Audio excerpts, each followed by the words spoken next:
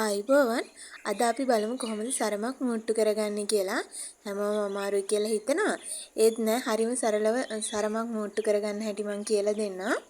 මේ විදිහට මම ලේස් කොටන් යාර දෙකමාරක් අරගෙන තියෙනවා.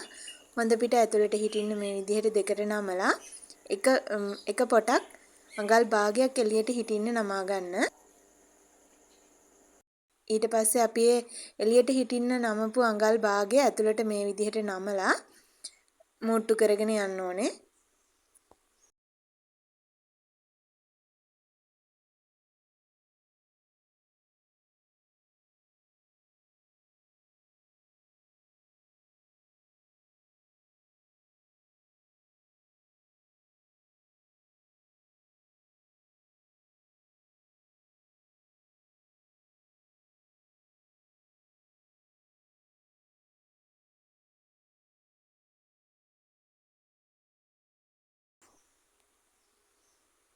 මුට්ටුව මේ විදිහට ටැග් කරලා මම අවසන් කරන්න.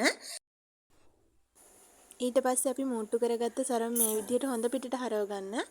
හරවලා අපි මුට්ටු කරගත් මුට්ටුව මේ විදිහට මුට්ටු කරගත්ත පැත්තටම හරව ගන්න ඕනේ.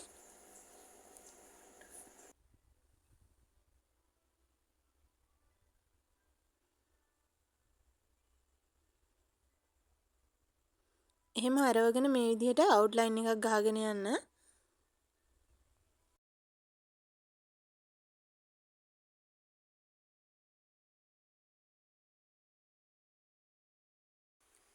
අවුට්ලයින් එක ගහ ගන්නකොට මේ විදිහට පුට් එකේ වාසියට ගහගෙන යන්න.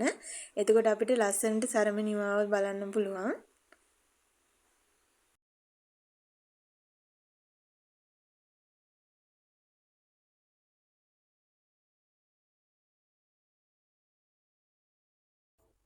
ඔයාලත් මේ විදිහට සරමක් මුට්ටු කරලා බලන්න. හරිම ලේසි පහසුයි. ඔයාලා මගේ වීඩියෝ බලන පළවෙනි වතාව නම් මගේ channel එක subscribe කරන්නත් අමතක කරන්න එපා. වීඩියෝ එක හොඳ නම් ඔයාගේ යාළුවන්ටත් බලන්න share කරන්න.